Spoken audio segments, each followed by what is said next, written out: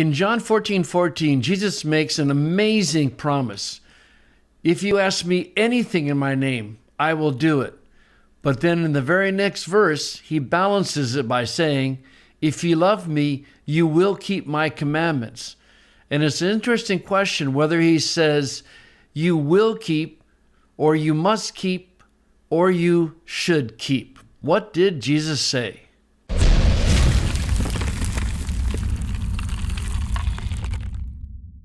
I've got the four most important Greek texts up here. The NA28, its earlier version 27, and then the UBS 5, its earlier version, and then the Tyndale Greek text.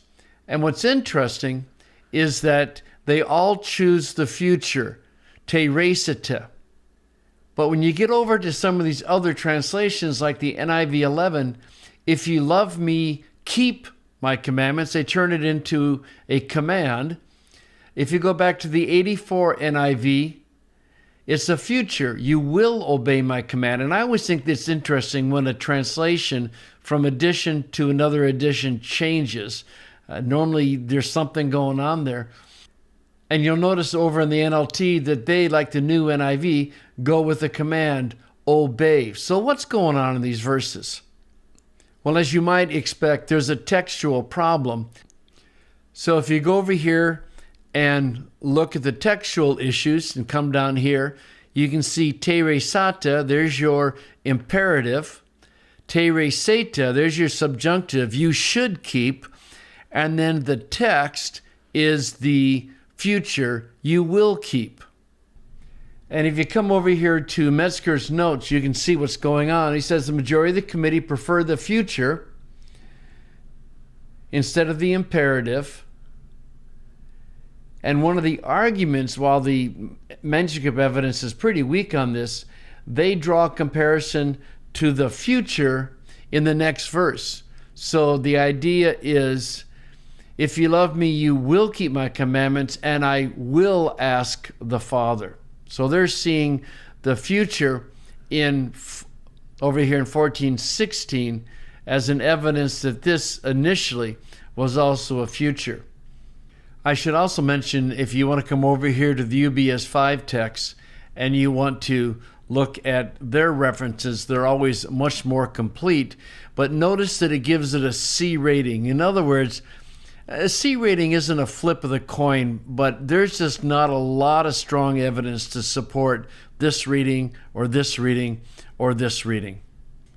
And I should point out that when you look at the different variations, their pronunciation is almost identical. Te resata, te resata, and then the text te reseta. You can see how, especially if manuscripts were copied by dictation, that those could easily be confused. Because the manuscript evidence is so weak, you're probably going to have to make up your mind based on flow. Do you think that Jesus would have said, you will keep, or that you should keep, or that you must keep? But now let's think for a second. What's the difference between saying, you will keep my commandments, and you will keep my commandments, meaning you must keep my commandments? What's the difference?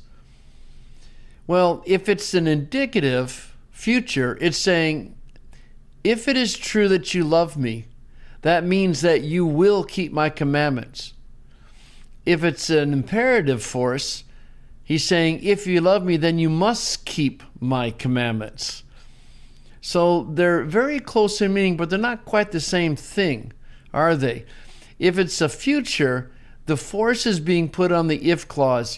If you love me, well, here's what's going to happen. You will keep my commandments. But if you put the force on the verb we're looking at, it becomes more of an imperatival idea. If you love me, you will keep my commandments. I suspect that Jesus meant the simple future, even though it does carry an imperatival force. I think the force of this is, if you love me, then you will keep my commandments. Some people equate love with obedience. I just think that's totally wrong. Certainly, if you love someone, then you will do what they have asked you to do, or you will do what you should do. But if Robin says to me, Bill, will you take out the trash? And I take out the trash, but there's no emotion behind it. I'm simply being obedient. Am I her husband, or am I just the hired help? If I mow the lawn, am I the gardener or the husband? See, love will show itself in obedience, but obedience is not love. Love is a larger category, and it involves way more things than obedient. If my children were perfectly obedient, but there was no emotional attachment, would you say that they love me? No, of course not. It probably would mean that they're scared to death of me and they're just doing whatever I tell them to do out of fear.